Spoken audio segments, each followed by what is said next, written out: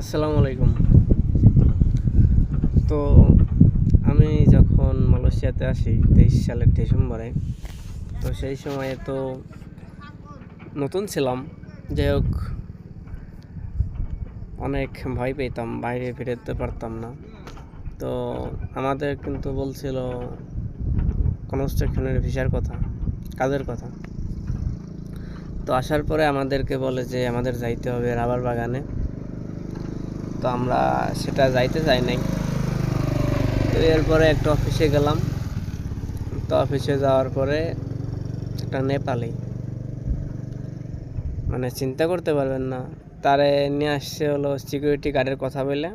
তো এখন এরও বলতেছে এটা যাইতে হবে, মানে সে সবার সামনে বলতেছে যে আমি যাব না, আমি নেপাল চলে যাব, আমার এখানে দরকার নাই। তো বিশ্বাস করবেন না, অফিসের মধ্যে ইন্ডিয়ান হয়তো, মানে একজন ভারতীয় ছিল আর একজন পাকিস্তানি ছিল। তো তারা যে সেটা শান্ত করলো ওই লোকটারে।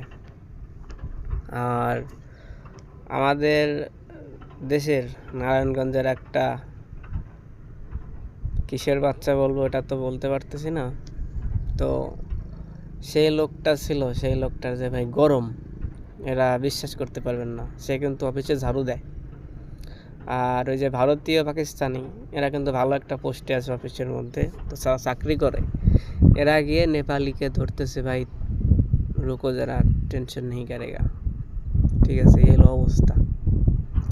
তো আমরা যারা আপনার মালয়েশিয়াতে আসছি কিংবা মিডল ইস্টে যাই, তো ওইখানে আপনার যদি কেউ আত্মীয় থাকে তো জিজ্ঞাসা করবেন যে ওইখানে বাংলাদেশ বাদে আপনার নেপালি আছে, ভারতীয় আছে, তো এরা যে এরকম মূল্যায়নটা পায়, বাঙালি পায় নাকি?